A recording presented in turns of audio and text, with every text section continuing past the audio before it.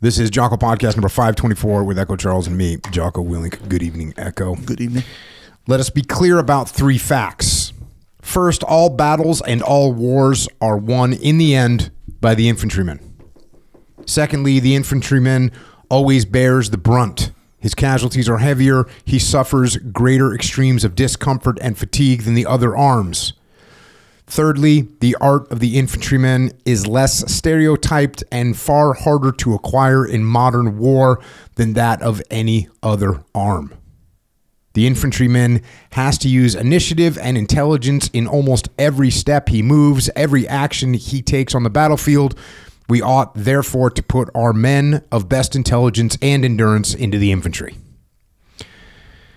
And that right there is a quote from Field Marshal Archibald Wavell. He's an earl. And the article was in the London Times in 1945. The article was titled In Praise of Infantry. And Archibald Wavell was the son of a major general in the British Army that fought in the Second Boer War, commanded Johannesburg after its capture. Wavell went to the Royal Military College in Sandhurst. He was commissioned in 1901 as a second lieutenant in the Black Watch. He himself fought in the Boer War, so I guess he was working for his dad at some point.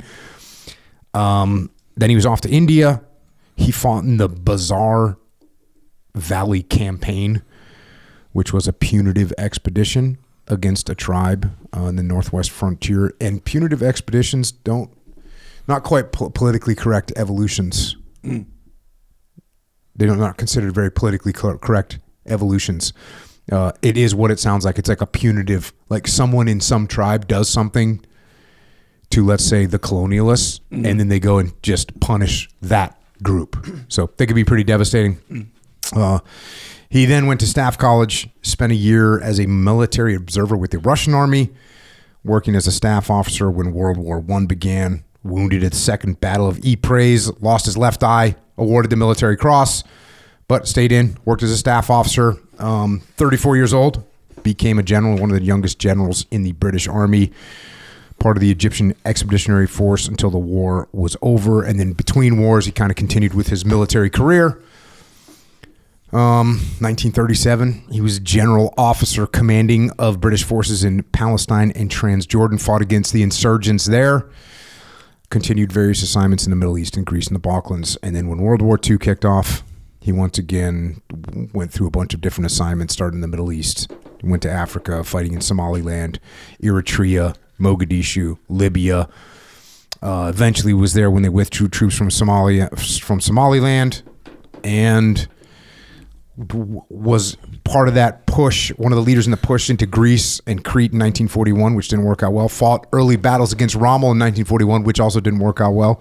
Assigned as the commander-in-chief of India, and was responsible for the defense of Southeast Asia from Japan and also the defense of Burma. Was preparing for long-range operations behind Japanese lines when the war ended.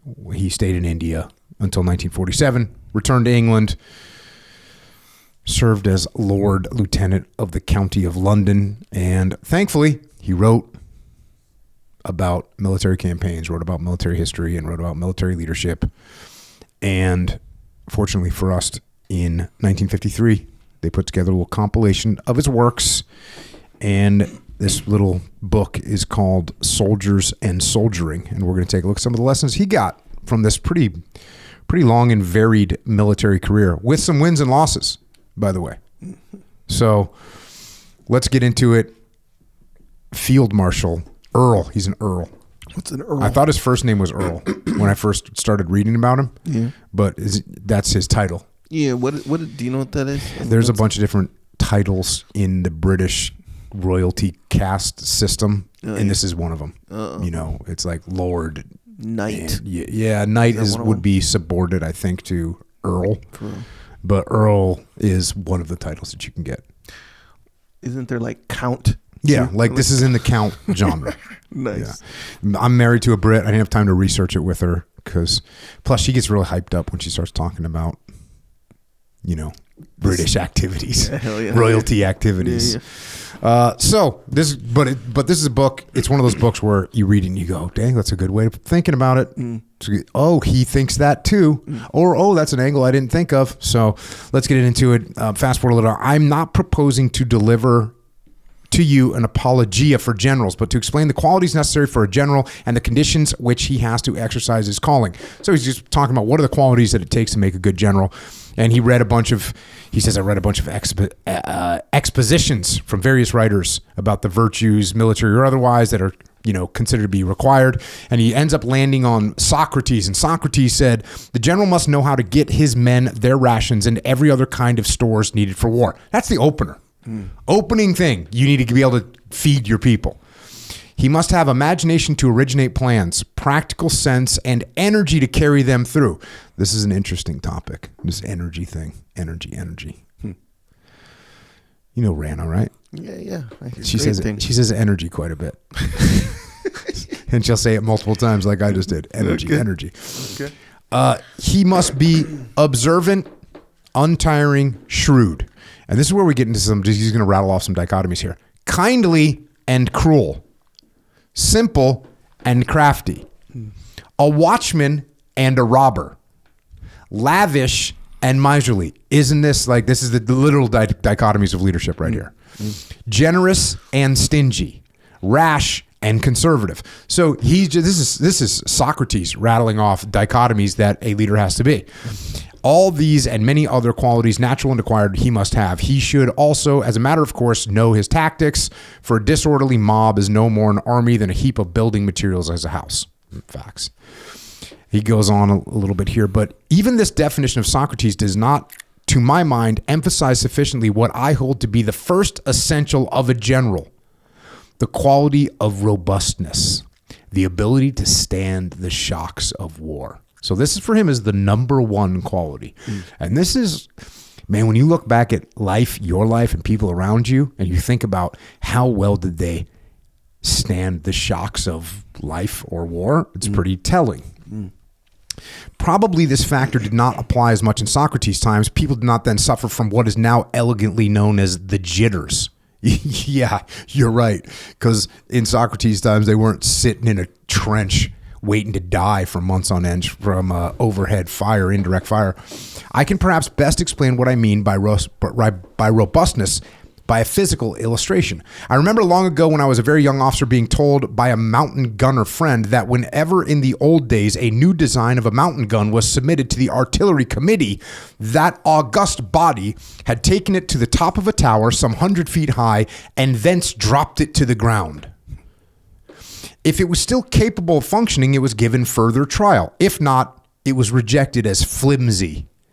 The committee reasoned that mules and mountain guns might easily fall down the hillside and must be made capable of surviving so trivial a misadventure.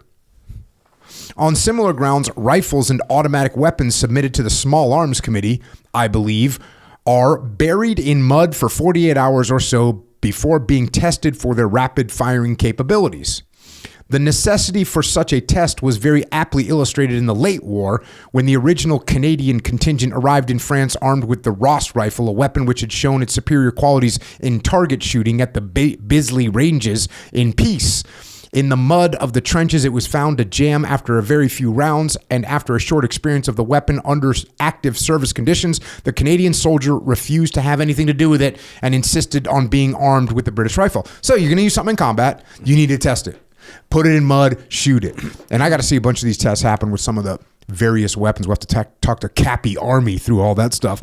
But that's what they do. They take military weapons, and there's certain tests that you have to put them through. And one of them is like burying them in mud, freezing them, put them in water, pulling them back out, letting them rust, see how much rust they can take. Just all these things. How many rounds can they shoot without jamming? They do all these kind of things because they got to be robust. And what he's saying, it's the same thing for a general. Going to the book. Now, the mind of the general in war is buried, not merely for 48 hours, but for days and weeks in the mud and sand of unreliable information and uncertain factors, and may at any time receive from an unsuspected move of the enemy, an unforeseen accident, or a treacherous turn in the weather, a bump equivalent to a drop of at least 100 feet onto something hard. Delicate mechanisms is of little use in war. And this applies to the mind of the commander, as well to his body, to the spirit of an army, as well as to the weapons and instruments with which it is equipped. All material of war, including the general, must have a certain solidity, a high margin over the normal breaking strain. It is often said that the British war material is unnecessarily solid, and the same possibly is apt to be true of their generals. But we are certainly right to leave a good margin. So, it's one of those questions. Where does that come from? Where do you get that solidity as a human being? Does it come from your upbringing? Is it something that you're born with? Is it a little bit of both? Are you, a 9-year-old that's in wrestling practice, gutting it out every single day, and you just get tougher? Are you home alone a lot and you got to figure out how to fend for yourself? Like, what's going on in your childhood? Or is it just like, oh, this is just who you are? And again, this is one of those things that who knows, maybe we'll never know, but basic SEAL training. There'll be a guy that grew up with a silver spoon in his mouth and he'll make it through. Had a very nice little easy life, made it through. And some other guy that grew up in the ghetto or out on the farm or in some really rugged environment and quit. And both, some guys that are rich quit, or some guys that grew up on the silver spoon quit. Some guys that grew up really tough make it. So you just don't know what's going to happen. So where does it come from? We don't know. But I can tell you, we can find out who's got it. We might not know where it comes from, but we can find out who's got it. It is sometimes argued whether war is art or science. I noted that in the invitation to me to deliver these lectures, I was to choose some branch of the science of war. Perhaps I'd been lecturing at a rival university. It might have been termed the art of war. I know of no branch of art or science, however, in which rivals are at liberty to throw stones at the artist or scientist, to steal his tools and destroy his materials while he is working, always against time, on his picture or statue or experiment. So there you go. Is it art or science? Well, I've never seen anybody trying to murder the scientist or the artist while they're working on their experiment or working on their piece of art. So he's like, dude, this is a totally different thing. Yeah. Under such conditions, how many of the great masterpieces of art or discoveries of science would have been produced? No, the civil comparison to war must be that of a game, a very rough and dirty game for which a robust body and mind are essential. The general is dealing with men's lives and must have a certain mental robustness to stand the strain of this responsibility.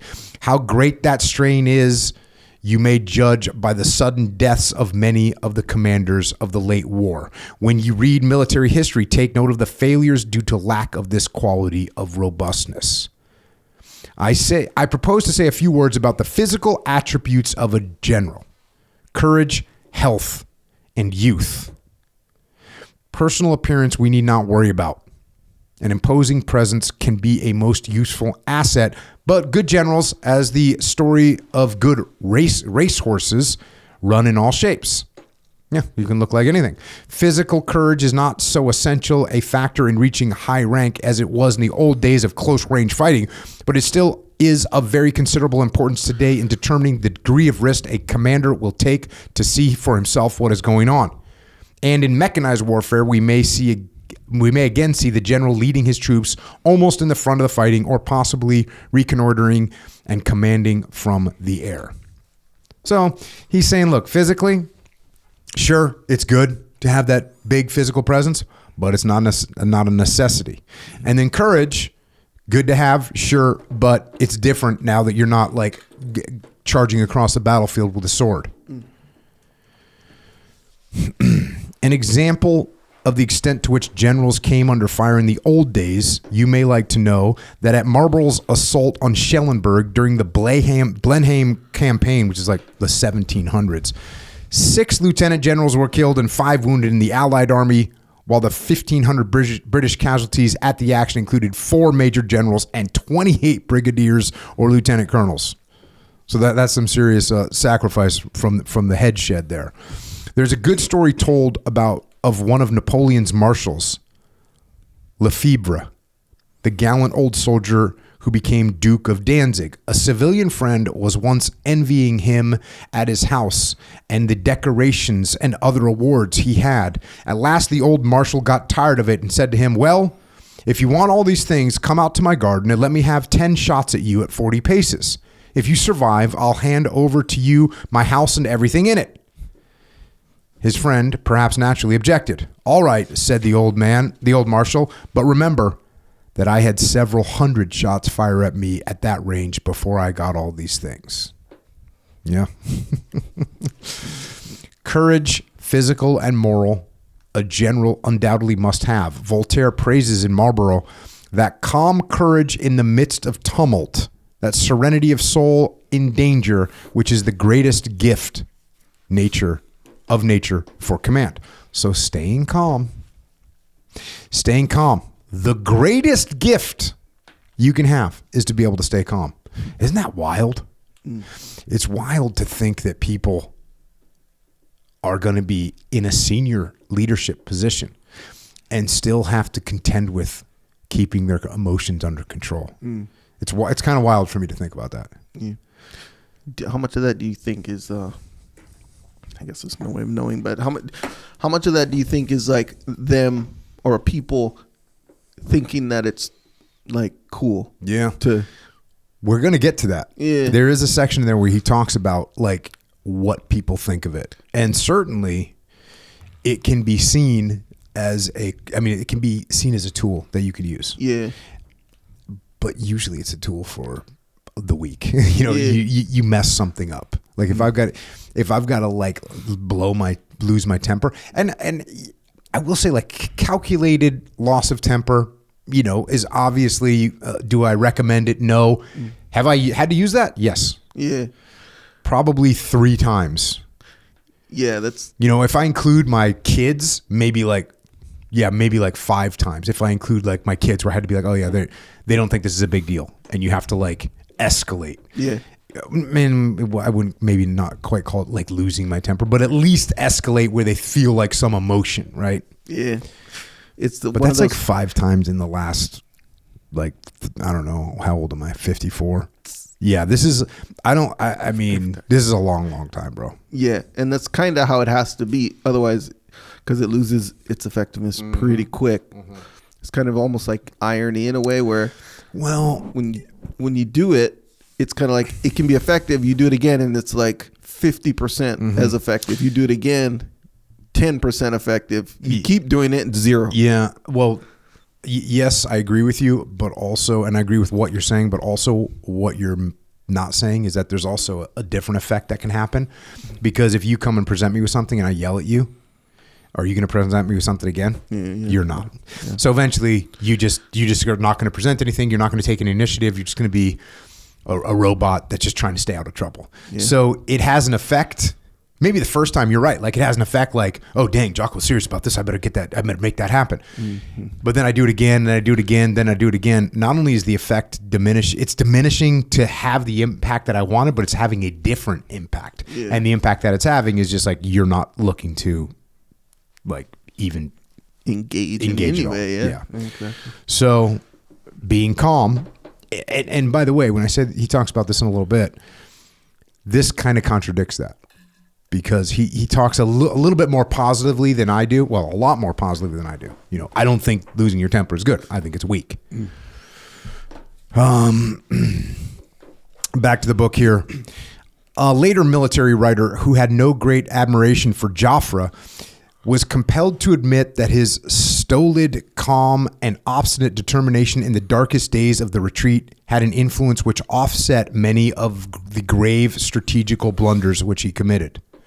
You ever seen somebody do something like stupid, but then they act cool and they kind of get away with it? Yeah. What do you mean? Like they play it off cool? Yeah. They play it off. Yeah. Like you'll even see someone, fall down and like roll out of it and look cool. Like in MMA, people do that. MMA, like a guy will like throw a kick and like slip and fall and then like roll out of it and like get his fists up again. You're like, did he mean to do that? Like there's a little party that's like, wait, was that supposed to happen? Right. So if you remain calm and you don't freak out, even when you make a mistake, you're like, you know what? Go ahead and pull back and we'll start moving in this direction. As opposed to like, I don't know what's going on, you know? Right. Health in a general is, of course, most important. Health is most important, but it is a relative quality only. We would, all of us, I imagine, sooner have Napoleon sick on our side than many of his opponents whole. That makes sense.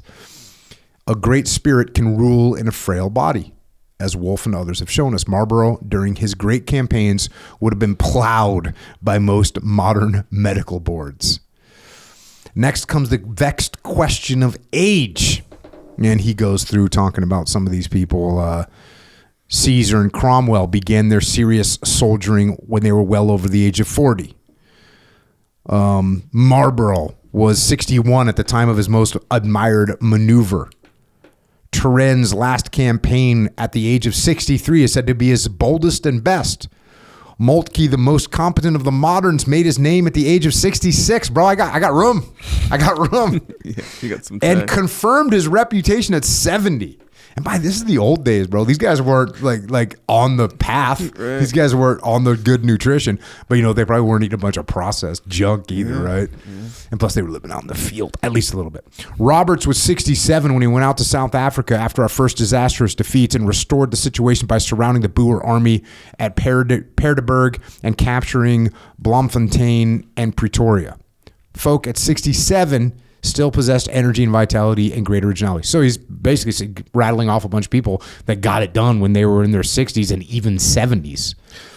When you think about that, if you think about it for a second, it actually doesn't come as that big of a surprise. Because, remember when you were like, let's say 20, 21, right? This idea of you being 40, we'll say, if you really rewind your mind and think of what was I thinking at that time, the age of 40 is completely over the hill. Completely. You think so? That's what I felt when I was like 19, 20 years old. I thought 40 is like, I really pray that I have done everything that I set out to, because at 40 you might as well it's just game be over. Yeah, that's grandparents' age. Yep. You're not doing nothing, Yep. And even when you see like older people, I don't know, to me it was like this. It seemed like their life is kind of like an over the hill life. Like they're not having fun out there. They're not exploring new things, kind of thing. But then when you get to 40, you're kind of like, oh, this is kind of where mature life begins, like the real stuff. The other stuff was more like elementary school kind of a thing. You're just learning. Yeah. Well, the thing that I always think back to is that interview with Kasparov, the chess player, when Rogan asked him if he could beat or how he would do against Magnus Carlsen. And he said he would lose, and he gave two reasons. The first reason was because Magnus Carlsen got to start knowing all these other chess moves that had happened in the last 50 years. You get those delivered to you, right? It's like jiu-jitsu. Like if you went back with a buggy choke to 1990, you'd be tapping a lot of people out. A lot of people. But right now you wouldn't tap that many people out with a buggy choke or whatever. Umaplata, you pick whatever modern technique. Look what Dean List did in ADCC 2003. Just like, I'm just gonna footlock a bunch of people. They don't know, heel hook them. They don't know what's happening. So, but today you just get that heel hook. You get that footlock. You get that 50-50. You get all that stuff. Yeah, you just get it given to you. And there's there's a lot of that. Yes. Even like the smallest, and jiu-jitsu is a good example. But because there's an element of trial and error, that happens throughout any kind of learning process or whatever. Yeah. But like even think of like the arm bar, right? Like let's say you get look at an arm bar back in. Oh yeah. You really want to go back, 19, when was it? Back in the Helio Gracie days. Oh yeah. You want to go back to like the 30s. Yeah. Okay. And then try to do an arm bar like that, right? You'll never get the arm bar. Because just all the little details of how to escape the arm bar. Real fundamental now, the hitchhiker escape and all this.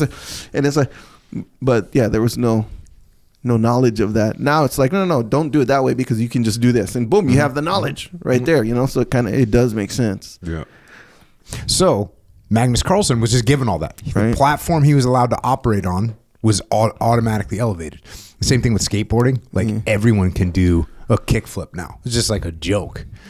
But back in the day, if you could do a kick, like professionals could do a kickflip, amateurs could not. Yeah. I mean, it didn't last for long. Like once it got out there, but man. Yeah. Can you do a kickflip?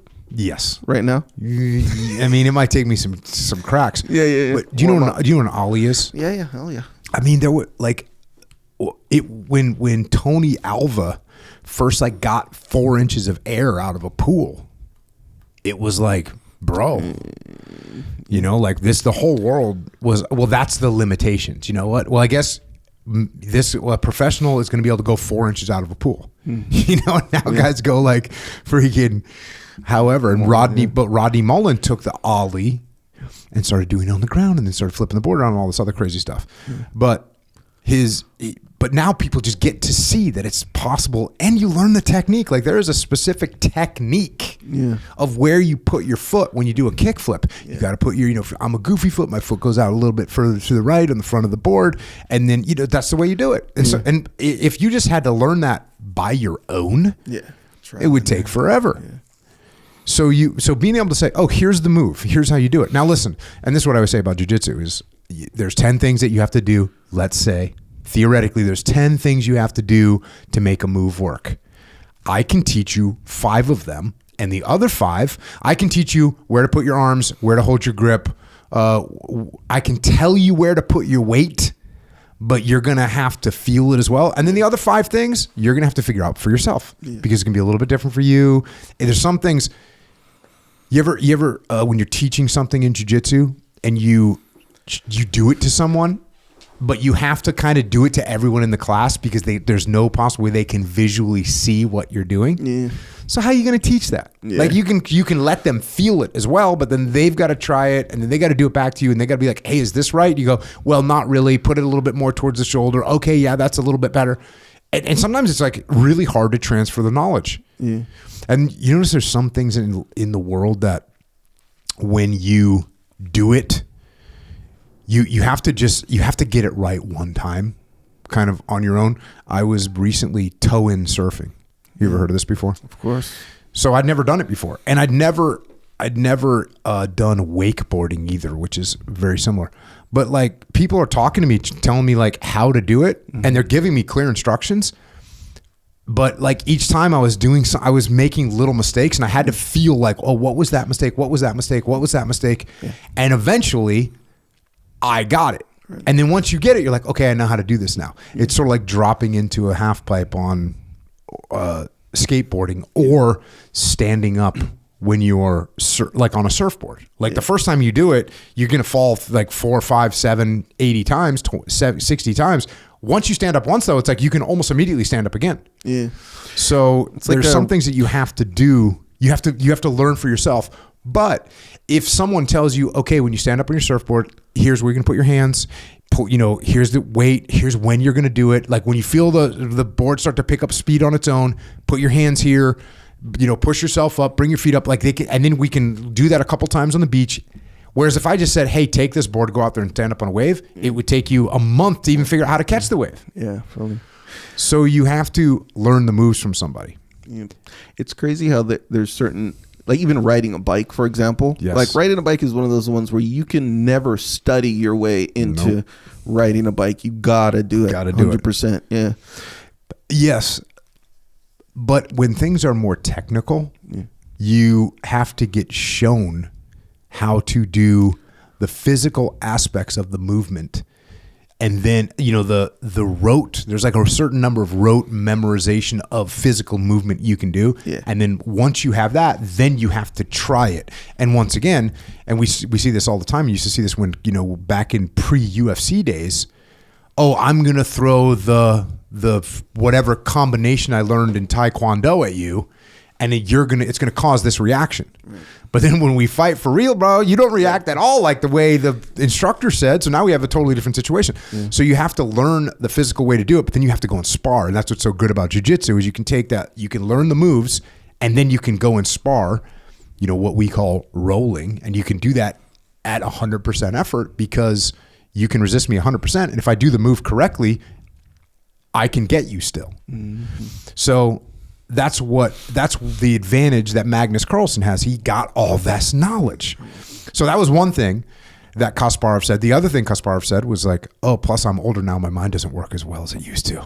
And I was like, no, because I thought, dude, I'll kick, you would think you've been doing this for longer, you'll win. It's kind of like jiu-jitsu. Well, this guy's a black belt. He's been training for 30 years. This guy's a brown belt. He's been training for 9 years. Yeah. But if that brown belt is a badass and he's like fully in the game, yeah, guess what? It's a problem. Because it feels like when you get older, your sense of competition kind of fades as well. Like you're less competitive, it seems like. Okay. Well, maybe that's you. Yeah, it totally is me. I thought it was everybody. It feels like, but it feels like there's a certain logic to it too. Not necessarily it. Like, sure, it's probably physiological, I would imagine, but it feels like it's logical as well. You know how, like, because as you grow up, your value systems change, Yeah, I was going to say maybe you're competing in a different genre. You're competing in a different game. Like right now, you're more competing in trying to, be a good dad. Again, are you competing against like your neighbor? Like, oh wait, right, he got his kids those presents. No, but I'm saying you're trying to, you're focused on performance. Performance of your duties as a dad, as a husband, as a business partner. Right. Well, you gotta look at. Yeah. But I think that is the sense of competition that I'm talking about, competing with other people. Mm-hmm. So you know how like, let's say the fundamental, like when you're a little kid, right? Mm-hmm. Especially boys, right? Everything's like like a race or a this or a that, or, so you can throw this rock the farthest, that sense of competition. Yep. And then as you get older, like let's say we're playing chess, right? For example, me and you. When I'm young and you beat me, I'm going to be like, I can't wait to like, I don't know, practice and get you back, right? Because that sense of when I get older, I have so many other things that are more important than me beating you in chess. You see what I'm saying? And they're not competitive things. They're things I just need to focus my mind on. Yeah. There's probably just a reprioritization. You recognize like, oh, if someone catches you in jiu-jitsu right now as how old are you? 48? 48. As a 48-year-old dude with like a wife and kids and a job, like it's going to bother you less than when you were a single bouncer at the bitter end. And you were proud of some different things back then. Yeah, that makes sense. Yeah. But that's what we have to contend with. So I heard some other horrible fact that when you look at like people that do great, either creative or scientific efforts in their lives, it all happens when they're like 25, 28, 30. Even like the big scientists, like they make their big discoveries when they're in that age group. And there's a whole bunch of reasons for that, right? There probably is a whole bunch of reasons for that. I mean, then again, we're talking about guys right now that did their best work at 63 and 67 and 70 and 66. So it can happen. Because I'm sure what are the chances that someone that's 26 is in a place in their life where they can fully focus their efforts on their art or on their science, right? They're sleeping in the lab. They don't got no one to go home to. They got no bills to pay. Yeah. So of course they got, but then that person, if they made it through those years and now they're 50 or 43, they got a mortgage. I mean, even back in the day, they're like trying to provide for their family. Like they can't sit around and freaking be working on their song. Like that shit ain't happening. Yeah. So, But that being said, still going back to Kasparov, that mind is humming at probably 30. And that's when they're like, the good ideas come out. Now, he goes on to say this book, it is impossible really to give exact values to the fire and boldness of youth as against the judgment and experience of riper years. If the mature mind still has the capacity to conceive and absorb new ideas, to withstand unexpected shocks, and to put into execution bold and unorthodox designs, its superior knowledge and judgment will give advantage over the youth. So that's, those are all things to keep in mind. How often does someone that's older not have the ability to absorb new ideas, right? Mm-hmm. How much more difficult is it for them to absorb unexpected shocks? One thing that's, when I look back and people are like, oh, how would you do in buds now going through SEAL training? And I'm always like, no factor, right? Because, I'm just holding the line. Yep.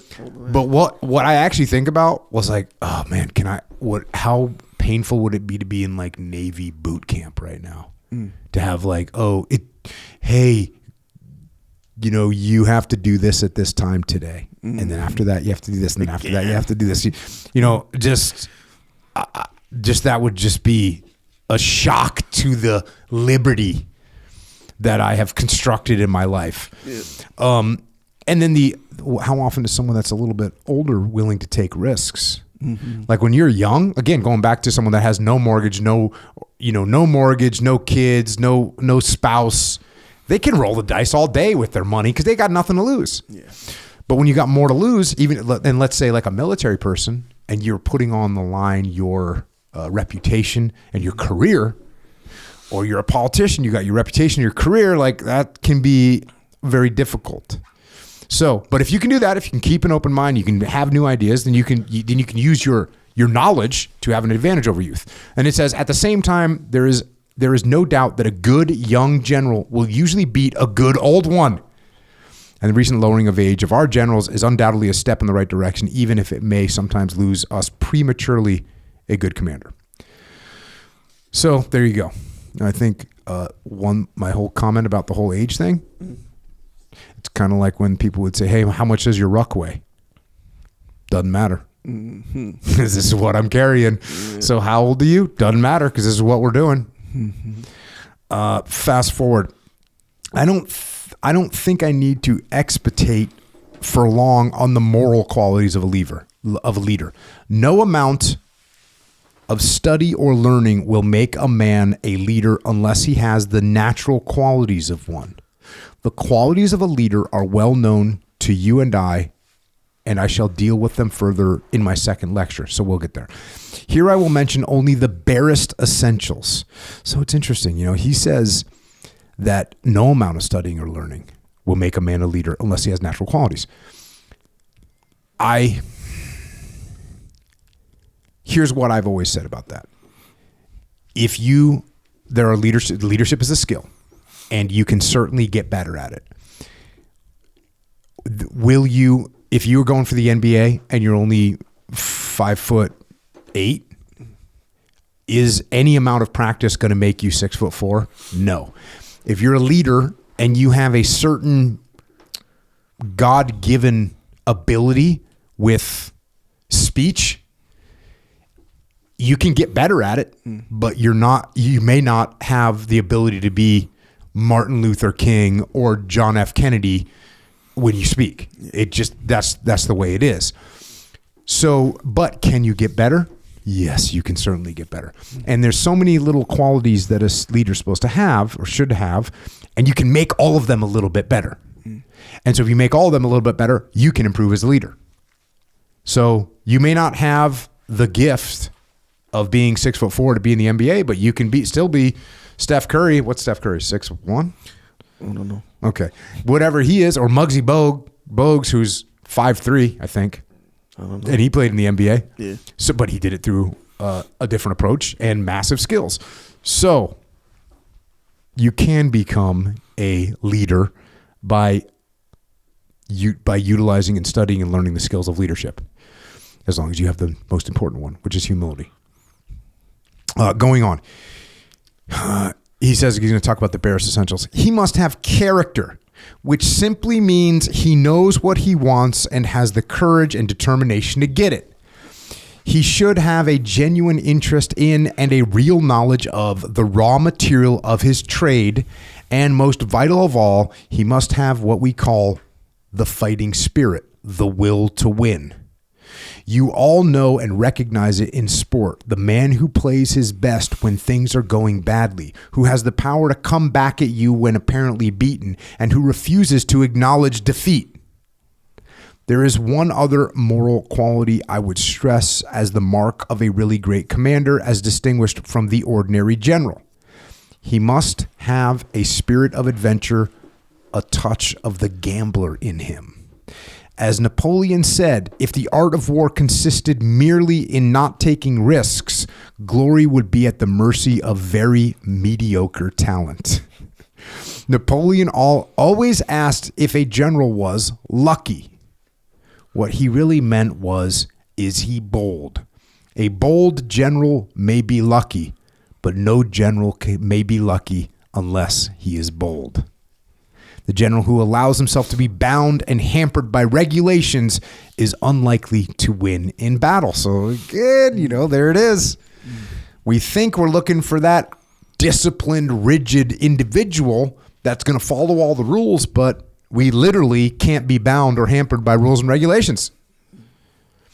And I really like the idea of, are you lucky? You're only going to be lucky if you're bold. And that's kind of the SAS saying, fortune favors the bold. Mm-hmm. Who dares wins. Those are kind of some of the Brit sayings.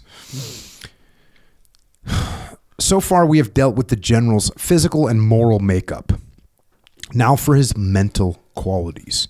The most important is what the French call le sens du practicable, what we call common sense. I was going to try a French accent, and I voted against it. I understand. My daughters speak Spanish with no Spanish accent. Because, in Southern California, you take Spanish in high school, but they speak Spanish, and they can they have a good vocabulary and can communicate in the proper conjugates and whatnot. But they just do it with no Spanish accent. They just do it as pure gringos. Yeah. And it's pretty funny to listen to. What we call common sense, knowledge of what is and what is not possible. It must be based on a really sound knowledge of the mechanism of war, i.e., topography, movement, and supply. Man, in common sense, the old thing, common sense is not too common, right? Yeah. And isn't it weird? I've earned a lot of head nods. Like we agree by just saying some pretty common sense dumb stuff. In my days, like maybe we should just do this. Oh yeah, that's a good point. You know what I mean? We get Operation Complication going on, and everyone's getting nuts. Like we could probably just do this. These are the real foundations of military knowledge, not strategy and tactics as most people think. It is the lack of this knowledge of the principles and practice of military movement and administration. The logistics of war, some people call it. Yes, that's what we call it there, Earl. Which puts what we call amateur strategists wrong, not the principles of strategy themselves, which can be apprehended in a very short time by any reasonable intelligence. So it's like, the little war fighting stuff, the little tactics of like killing each other, that's not that hard. That's what he's saying. But the administration, the logistics, that's the hard part. And that's what he's talking about. What is possible, that's a little common sense activity. He says, unfortunately, in most military books, strategy and tactics are emphasized at the expense of the administrative factors. So, and it's the same thing with business too. Like the logistics of business. Yeah. You can do good on the front end, right? Making a good product, designing a good product, marketing a good product.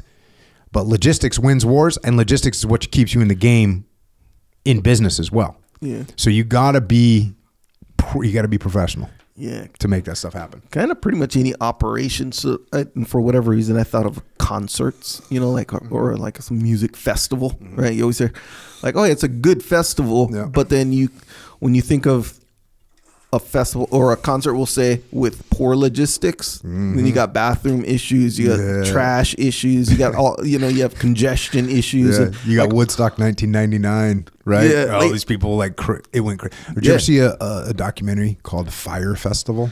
Yes. The guy had like a party or something, like a big concert party on some island somewhere, and they did not have good logistics. Right. And everything went to shit. Yeah, I thought that was like the scam. Is that the scam one? I think it may have been viewed as a scam once it was over because the way everything logistically fell apart. Like bands show up to play and there's nowhere for them to plug in their equipment. Right, well, right. you flew us out here. We want our money. And then, so Yep. it probably, I don't think, well, I'd have to rewatch it. I don't know if it was a intended scam, but I think it ended up being just such a logistical failure. It's exactly what we're talking about. You're right. Like such a logistical failure that it'd be like if you paid whatever, $500 to go to this festival and then you got there and there was no food, no water, and nowhere to go to the bathroom. Right. You would think that was a scam because you think this guy took my money and didn't deliver any product. So that seems like a scam. I think he just logistically didn't know how to do it. Right. And that does make sense, especially like, as far as you talking about this, that element from the book where you don't think of that on the front end. You don't think about like, oh, I can't wait to go to this freaking Guns N' Roses concert because of the bathroom spaces. There's so many bathrooms there. It's so legit. Like you don't think about that part of it, even though that part of it is probably more foundational to the whole experience. Yeah, I just saw Guns N' Roses. I'm going to coordinate with Jack Osborne and come and debrief the Black Sabbath last concert. Obviously with his dad dying a couple weeks after that, we haven't really gotten around to it, but logistically it was incredible the way they pulled it off. But you mentioned Guns N' Roses. And Guns N' Roses, dude, they crushed. And Guns N' Roses played deep cuts. They played deep Black Sabbath cuts because the way they put that whole show together, they had a bunch of different bands and every band played like 1, 2, or 3 of their own songs and 1, 2, or 3 of Black Sabbath songs and then there was super groups that came out. So it was awesome. But I try not to get engaged in the comments, right, about stuff. But I saw some people saying some negative things about Guns N' Roses. Yeah. And man, they rocked and they played deep cuts and good for them. Sorry, I just went into a little logistical totally understand aspect there. Yeah, but it's a lot when you go through the experience of whatever, those logistics when they're handled properly versus improperly are such a big deal. Oh yeah. And so I went to this place, did the a muster? video. No, it wasn't the muster. The muster. So at the muster though, logistically, it is such a we focus so much on logistics for this very reason. Yeah. Because if you show up to the muster, which is an event we have at Echelon Front, if you show up to the muster and it takes you, an hour to check in and register, you're like, dude, why am I standing in line? Yeah. At the muster, we get it done. Like you will register in 30 seconds. Like everything is streamlined. Everything is because we realize that we're being judged. Just like you're saying, you judge stuff on logistics. The muster is judged at least at some level on the logistics of the operation. Because if we at Echelon Front, as a leadership consultancy, can't run a squared away event, then why would you talk to us? Why would you listen to us? You wouldn't. So logistics are key. Proceed. Sorry. Yeah. Because again, when you go through the overall experience, again, since logistics is not the front running like element that you kind of pay attention to, you don't think about it. But when you actually go through it, you'd be surprised. Okay, so I was at this place doing a video, and it was a location, right? And it was a business where, it was a gym. It wasn't Victory. It was a different gym. Victory is almost open. I've never been to this gym before. So I come and, you go on the map or whatever, and I go to the gym, and there's no parking lot for this gym at all. It's kind of a big gym too. There's no parking lot. You just park on the street, surrounding streets. And I remember thinking, I would never join this gym now just because of the parking. Like to go to the gym and then to contend with parking, it's like, bro, that takes away about 90% of the gym experience right there for me. That's how I was feeling in the moment. See what I'm saying? But you never really think about that. See what I'm saying?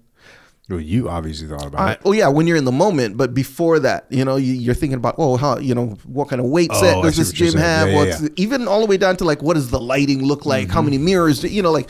All these details about the gym, but not the logistical part of it. Yep, logistics wins wars, and you got to know them.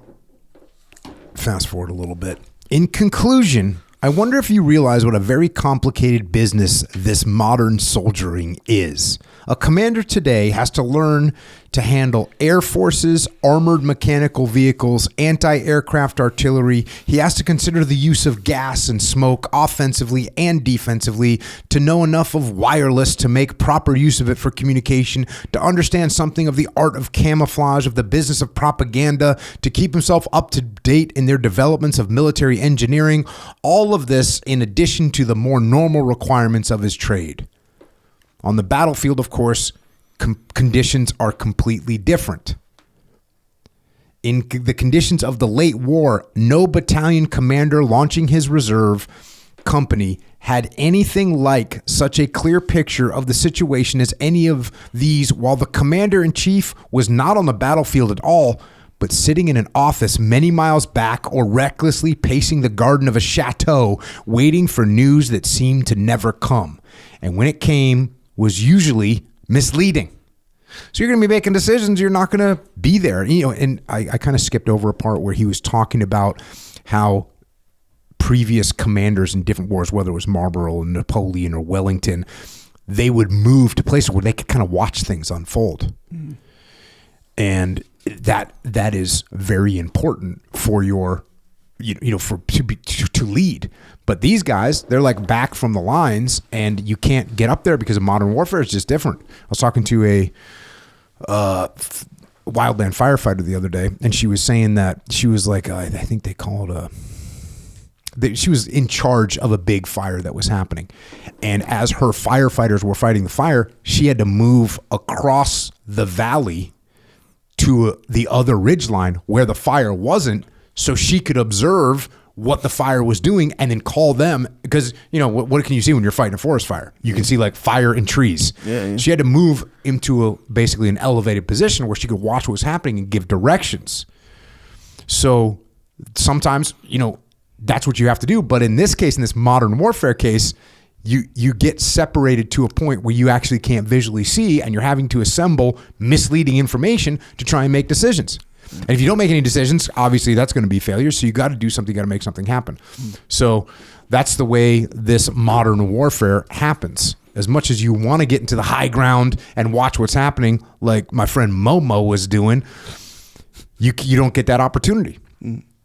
Fast forward a little bit. The commander with the imagination, the genius. This is a part about military genius. The commander with the imagination, the genius, in fact, to use the new forces may have his name written among the great captains, but he will not win that title lightly or easily.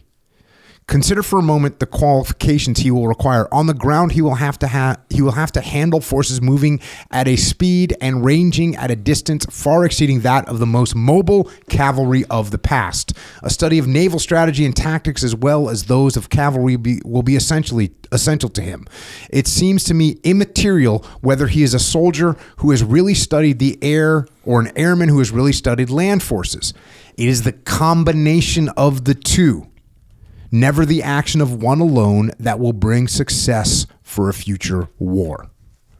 You got to understand air and war. And this reminds me of jiu-jitsu. When you get, I would say it's mid to high blue belt level, is when people start to use their arms and legs at the same time. Because sometimes, you have to use them together. You have to be moving your arms and you have to be moving your legs at the same time. But the human mind doesn't do that very well. And it's like, have you ever played drums before? Yeah, I actually have. Yeah. I've never really played them, but like I'll get on the kit sometimes and bang out a couple songs, right? Yeah.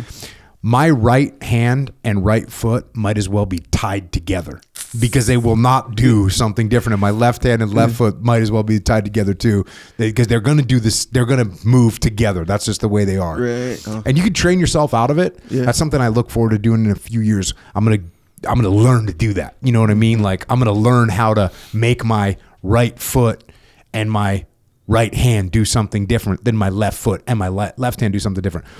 But when people do jiu-jitsu, they get that stage where you'll be like, hey, you need to do this. You need to frame over here and push their hip this way with your hand. And then when they do that, they stop moving their feet. Right. Yeah. And then when you tell them, hey man, you got to make that hook down there with your foot, and they'll be like, cool, but then they stop moving their upper body. Yeah. So you have to use both. There's a lot of things that because it kind of becomes this physical language, right? All these, even drums, piano is another one where it's like you're kind of playing on one side and then, you're kind of using both hands. It's like what's that thing when you're a little kid? You pat your head and rub your stomach or whatever. It's kind of that, really. Yep. But for a different intention. So it's like, it becomes, because Sam Harris talks about this where it's like two different parts of your brain. Yeah, for sure. So like one is like, if you translate a different language to English word for word, you're not really kind of speaking the language. You got to just understand just saying it. Yeah. This jiu-jitsu scenario, you're like, okay, consciously, okay, I got to put my hand here. I got to put my foot here or whatever. You're not speaking the language yet. No. After a while, your body just does it. Yep. You see what I'm saying? So it's like, two different things like that. Yep. Check. Practice. Continue on here. Add to this. So he says you got to be able to do both air and land. Add to this and see. Add to this that the commander's studies must have a background of solid common sense and a knowledge of humanity on Hugh's peculiarities and not those of machines. The whole practice of warfare is ultimately based. So there you go. Like, hey, we're talking about all these different weapons systems and air and land and sea, naval power and all this stuff, but it's just humans. You got to know humans. Fast forward a little bit. This section is called The General and His Troops. I now want you to consider the general in relation to his troops. I will begin with a few words about his staff. Where are the means by which he controls and directs his army? I will give you two simple rules which every general should observe. First, never try to do his own staff work. And secondly, never to let his staff get between him and his troops. What a staff appreciates is that it should receive clear and definitive instructions and then be left to work out the details without interference. What troops and subordinate commanders appreciate is that the general should be constantly in personal contact with them and should not see everything simply through the eyes of his staff. The less time a general spends in his office and the more with his troops, the better. So that is one thing that's a little bit of a curveball. Is he says never try to do his own staff work. When I read that, I was like, oh yeah, you don't have the time to be doing this staff stuff. I was thinking of it from a time management perspective, but he's talking about a micromanagement perspective that if I'm doing your job for you, Echo, you're not doing your job. I'm focused on that. You're not, like, it's centralized command is what he's talking about. Yeah. And then obviously getting out with the troops, that's what you need to do. Fast forward a little bit, as to a general's relations with his subordinate commanders, it is important to him to know their characteristics, which must be held back and which urged on, which can be trusted with an independent mission and which must be kept under his own eye. Some want very detailed and precise orders, others merely a general indication. There are many generals who are excellent executive commanders as long as they are controlled by a higher commander, but who get out of their depth at once and sometimes lose their nerve if given independent command. Others are difficult subordinates, but may be trusted on their own. It is important not to get these two sorts mixed. In other words, a higher commander must be a good judge of character. And we've seen this over and over and over again. Everyone's got their own little personalities. And decentralized command might mean, Echo, I can kind of let him do whatever he wants. Fred, I got to keep close control over him. We as leaders have to know which is which. Fast forward. Now to come to the general's relations with the troops themselves. You will realize what a wide subject it is and how impossible to dogmatize about. The outlook of the officer, the regimental officer, differs naturally from that of the men. And different nationalities demand different treatment. Mes enfants, my children, says the Frenchman, and may speak of the glory of the fatherland. Men, says the Englishman on rare occasions when he feels called on to address his troops collectively. Comrades, says the Soviet Russian. The German commander of the future will perhaps cause a thrill of pride to run through the ranks with a cry of fellow Aryans. But whatever the nationality, whatever the condition, there remains the basic problem. What induces the man to risk his life bravely? And what is the general's part in fostering his endurance? No man wants to die. What causes him to face death? Maybe a hope of loot or glory, discipline and tradition, devotion to cause or country, devotion to a man. Glory or loot appeals to few these days, nor indeed is much glory or loot to be had. Decorations and promotions count for something, but may cause much heartburning unless carefully distributed.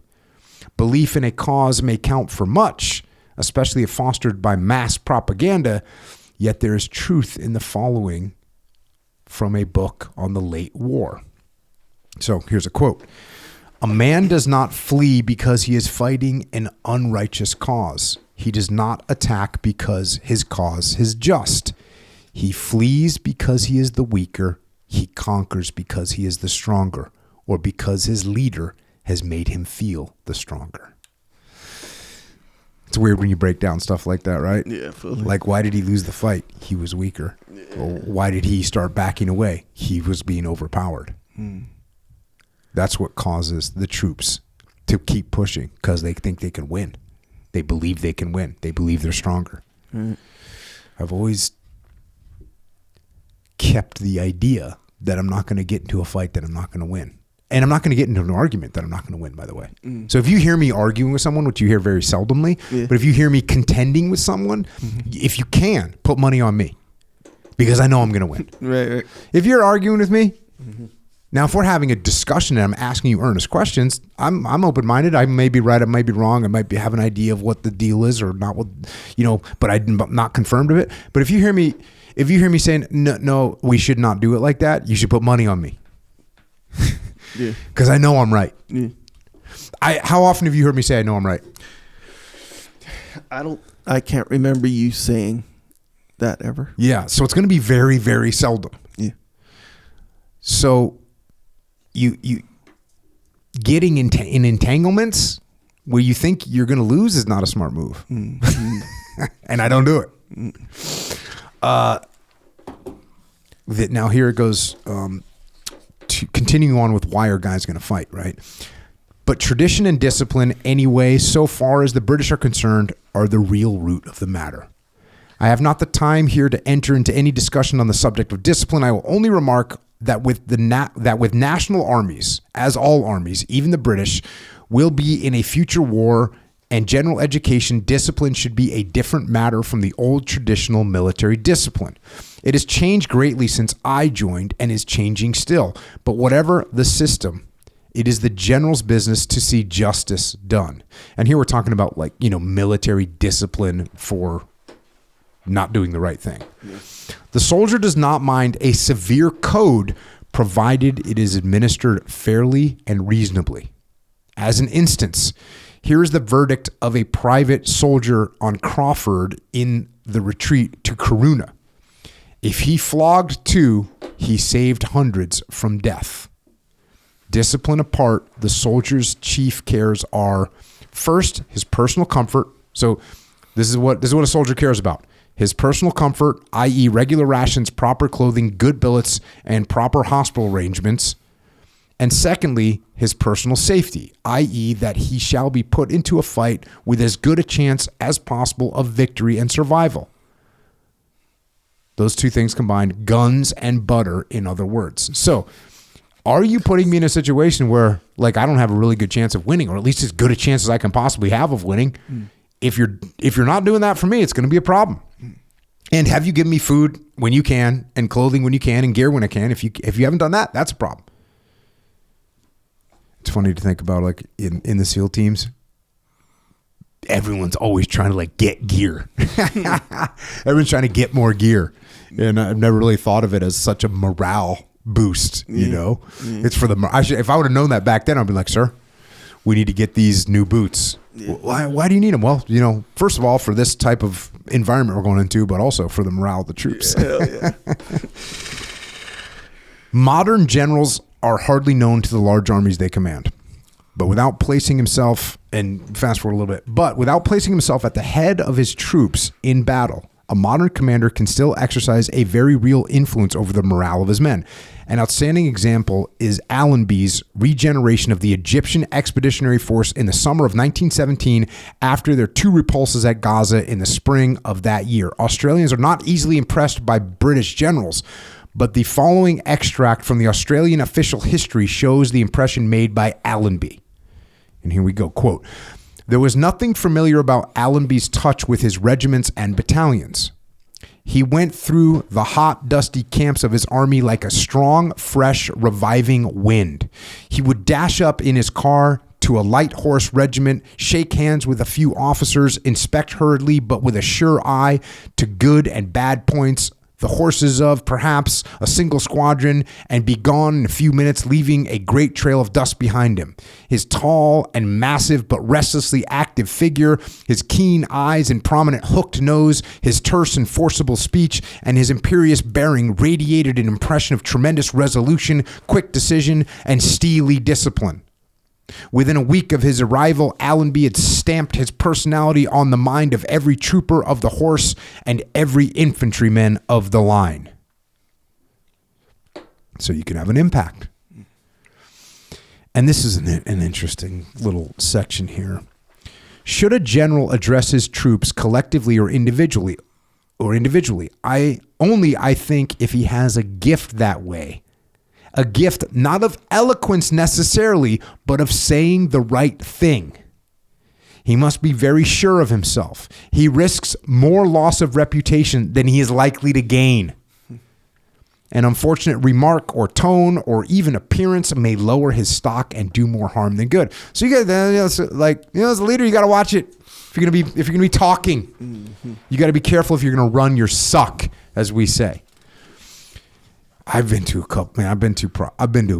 I don't want to exaggerate, but I've been to some briefs in my time where I was completely demotivated by what was being said.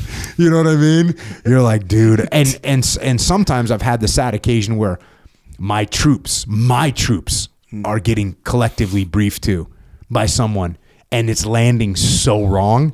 And you're like, bro, I wish you wouldn't have said anything, you know? And sometimes trying to say something, like cool or whatever, that can backfire in a kind of a big way too. Sometimes, if you're not sure if you should talk, be brief, be bold, be gone, as Major Megan McClung was known to say, be brief, be bold, be gone. Like if you're talking to the troops and you're not really sure, bro, just say something quick, Don't try and be Shakespeare out here. Just try and say something quick. Be brief, be bold, be gone. Now this is where we're going back to the temper. So we're going to get back to temper. Explosions of temper do not necessarily ruin a general's reputation or influence with his troops.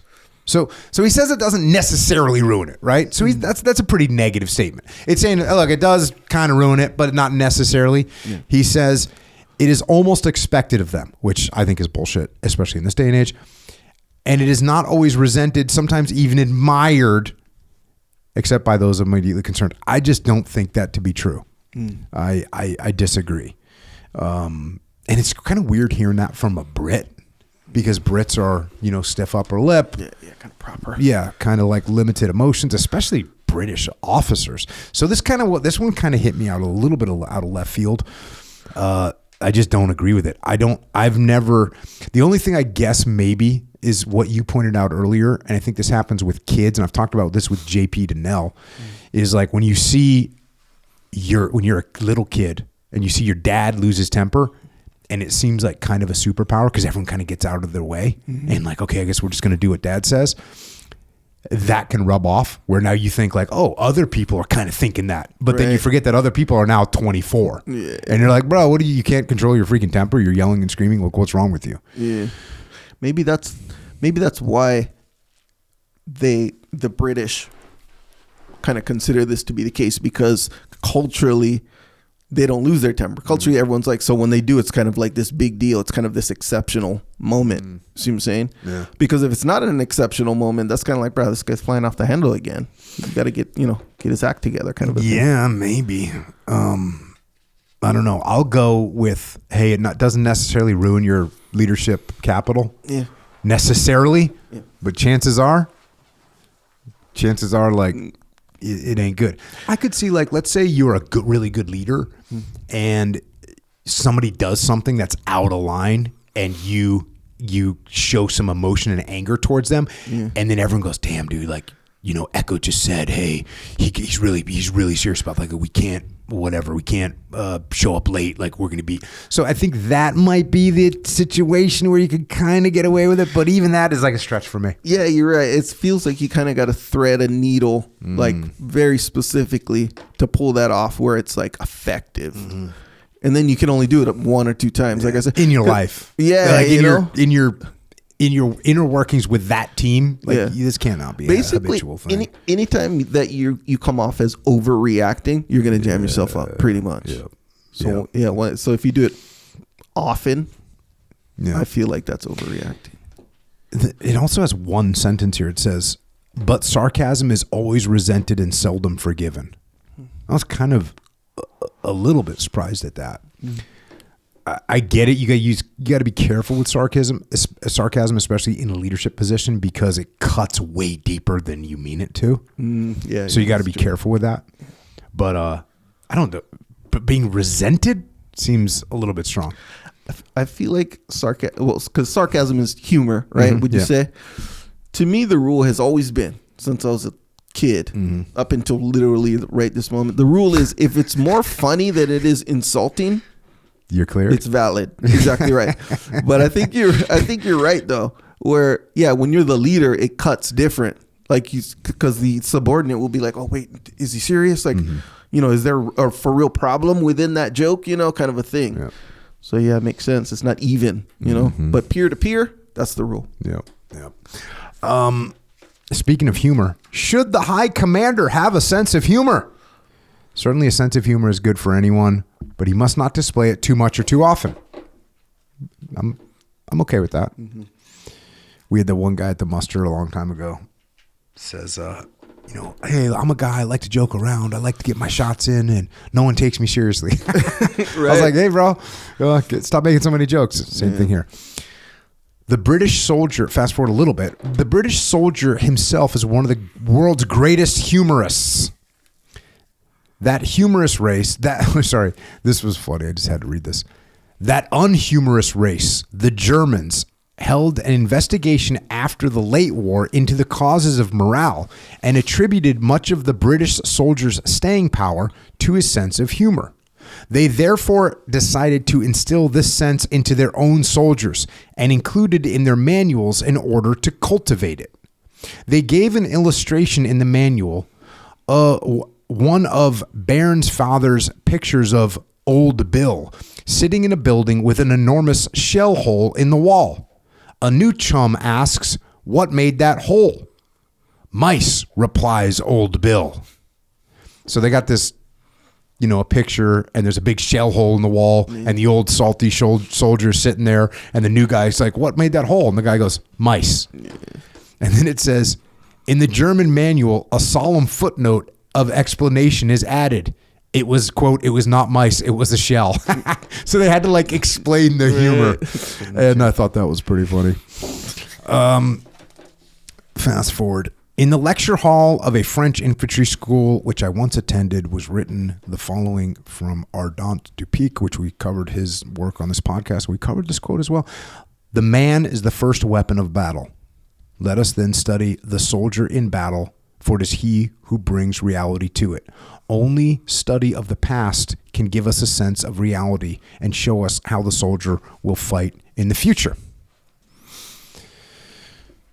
Gotta know people.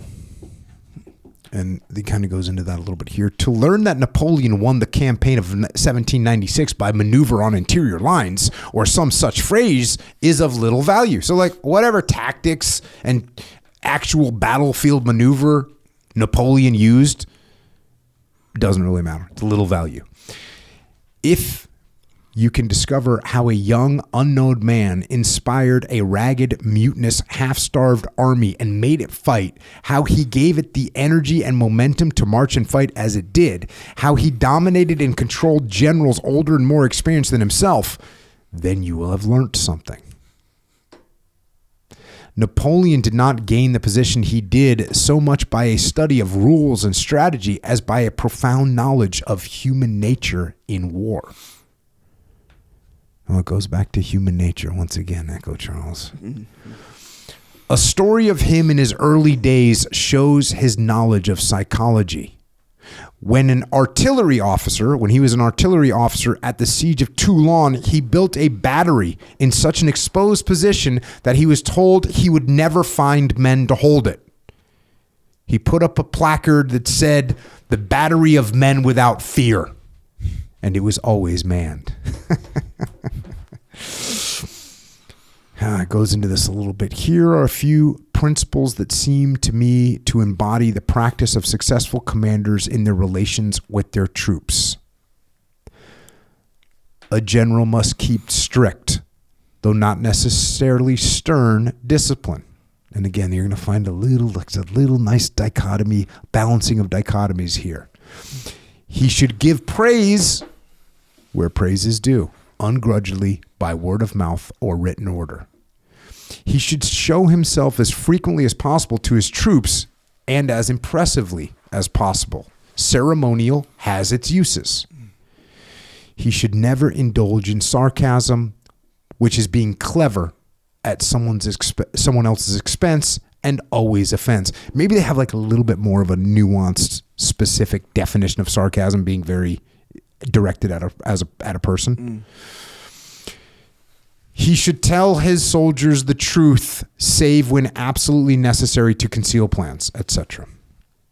Few things annoy the soldier more in the late war than the extracts published by the intelligence to make out that the German soldiers were fighting badly, etc., when the soldier knew they were fighting as stoutly as ever. And we'll close out this section of the book. To sum up, the relationship between a general and his troops is very much like that between the rider and his horse. The horse must be controlled and disciplined, and yet encouraged. He should, according to an old hunting maxim, be cared for in the stable as if he was worth 500 pounds and ridden in the field as if he were not worth half a crown. And the horse knows not only by his own comfort whether he's being ridden well or badly, but he knows if his rider is bold or frightened, determined or hesitating. A general must drive his men at times. Some of the best and most successful riders and horse masters are not those who are fondest of horses. A general may succeed for some time in persuading his superiors that he is a good commander.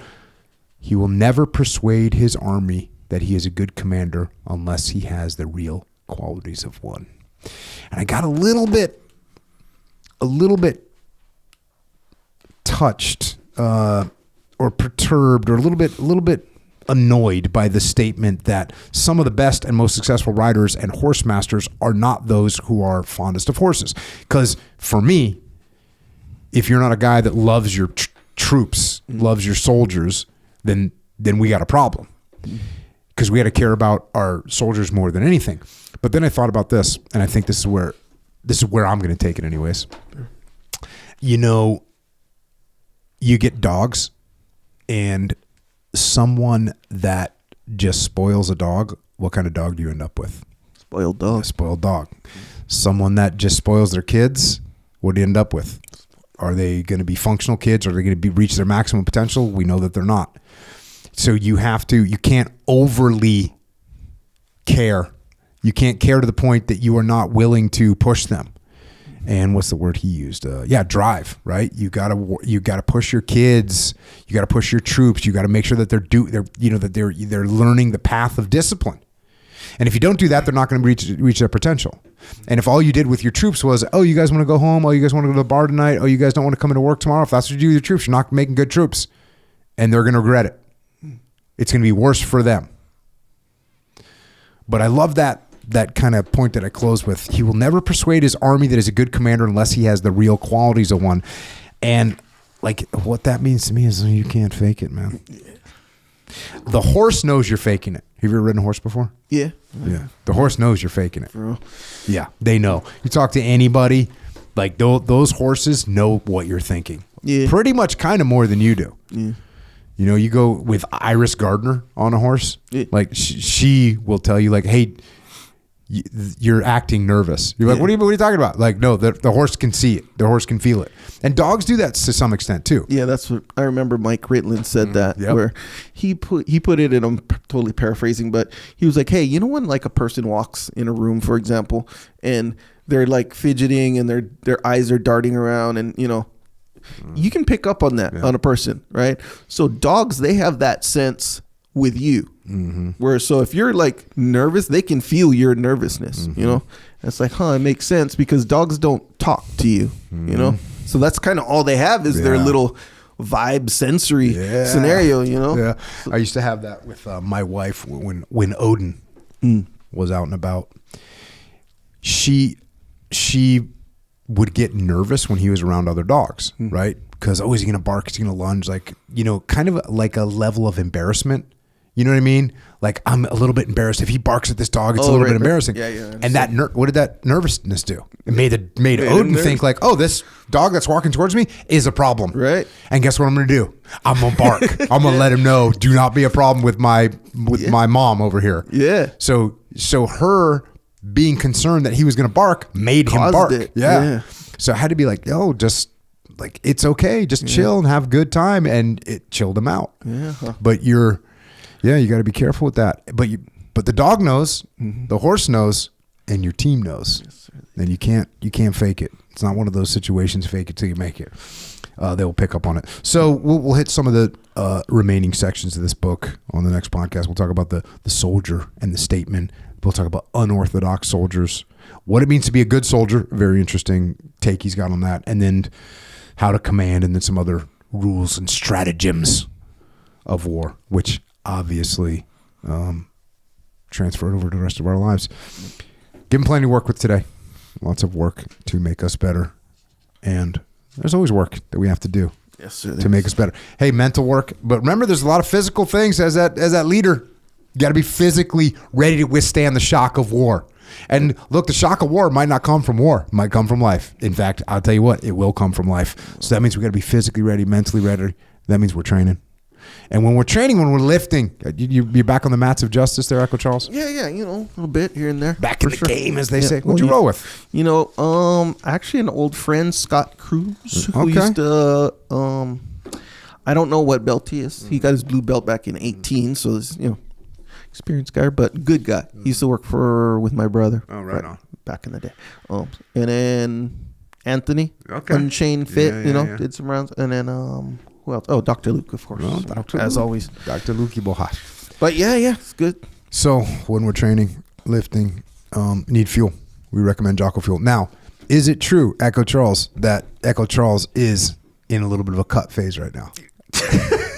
Thank you. Are we cutting? Yeah, we're in a cut phase. Okay. Yes. Hey, time to get shredded. Summer shred. Is that what we're doing? Well, yeah, we'll call it that. Hell yeah. I mentioned to you Jocko Fuel Burner. Yeah. Which you have not tried? No.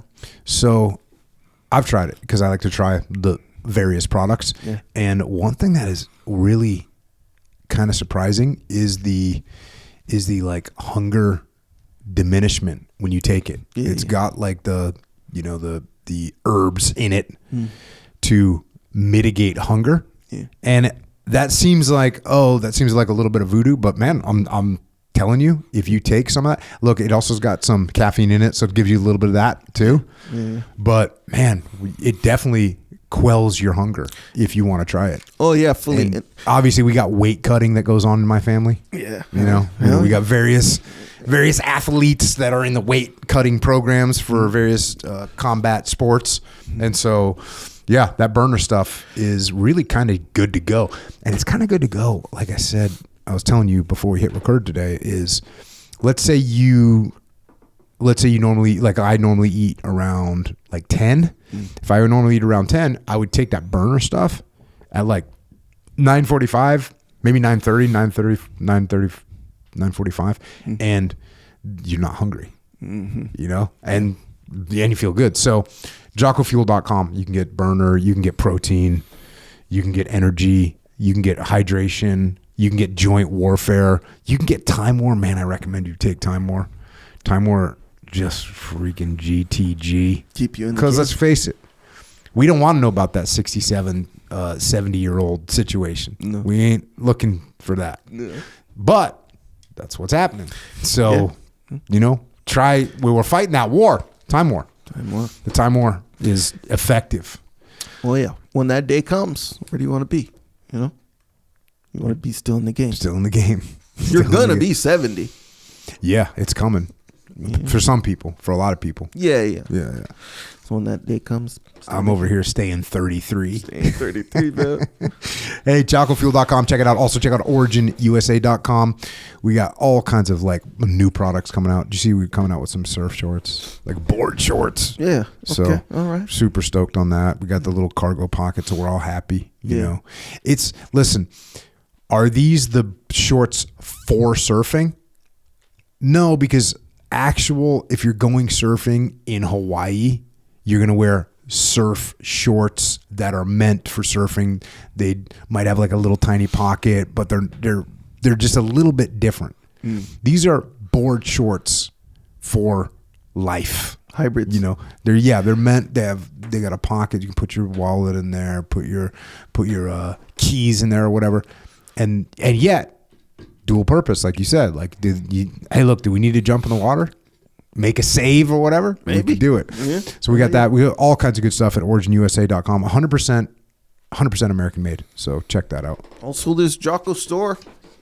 Be on the lookout for some new stuff on there. As always, what's going on right now. Get After It. That's going to be the newest one. Coming out any day now. I can't say when. Because, you know, it depends on some things. But if you want to know when, just sign up on the email list. It's at the bottom of the page, JockoStore.com. But yeah, some good stuff. Good. Discipline equals freedom. You know, you want to represent. That's where you can get it. The shirt locker is in full swing. Has been for years. So people like that one. So yeah, if you were thinking about it, never pulled the trigger on it, you can check out what it's all about on the page. Click on the top. It says join the shirt locker. You can see what it's all about. Anyway, subscription scenario, new design every month. It's good. Is it true that when you were a little kid and you got new sneakers, you could run a little bit faster and jump a little bit higher? That is 100% true. Is it true that when you get a Jocko store shirt, you're a little bit more disciplined and a little bit more focused? That is true. Yeah, it is. Check.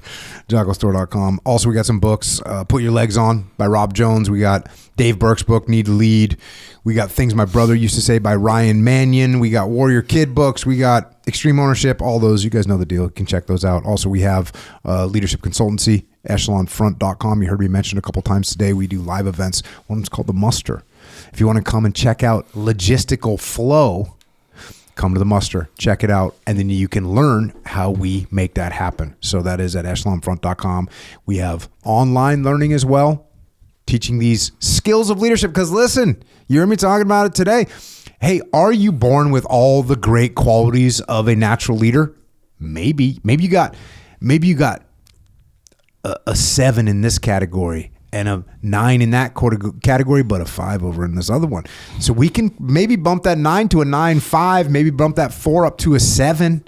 You see what I'm saying? We can get better across the board. Then are we a better leader? Yes, we are. You can do that right from the comfort of your own home. echelonfront.com. Check it out. The skills of leadership. Check out primalbeef.com. Get yourself some steak. Hell yeah. That's what we're doing. Also, if you want to help out service members, active and retired, you want to help out their families, Gold Star families, go to Mama Lee's website. Mark Lee's mom, she actually gave an amazing speech this past weekend at the Ready First reunion down in Fort Bliss, Texas. Gave an amazing speech just about Mark and what we're all doing here, trying to be better, do better, be more, and give more. So if you want to help out America's Mighty Warriors, check out that website, americasmightywarriors.org. You can donate or you can get involved. Also check out heroesandhorses.org, and finally Jimmy May's organization, beyondthebrotherhood.org. You can also check us out, You can check out Jocko.com, and then on social media, I'm at Jocko Willink, Echo's at Echo Charles. Just be careful, because there's an algorithm, and it'll consume your brain if you're not careful. And even if you are careful, it can still consume your brain. It's called brain rot. They have a name for it. Yeah. Yeah. And now it's brain rot plus AI slop. Oh, yeah. It's like slop rot coming at you. True. And speaking of soldiers and soldiering, the title of the book we read today, we are grateful for all of our soldiers, sailors, airmen, and Marines who are deployed around the globe right now, protecting freedom and our way of life. We thank you. Also, thanks to police, law enforcement, firefighters, paramedics, EMTs, dispatchers, correctional officers, Border Patrol, Secret Service, as well as all other first responders who are deployed around our country right now, protecting us here at home. And for everyone else out there, I think it's important to remember this concept that we went over today from Field Marshal Wavell, and that is the relationship between being lucky and being bold. You're not going to get lucky if you're not bold. You have to step up. You have to make things happen. You have to be default aggressive. And if you are default aggressive, and if you are proactive, and you do have a bias for action, the luck will come. In order to make that happen, well, go out there and get after it. That's all we've got for tonight. Until next time, this is Echo and Jocko out.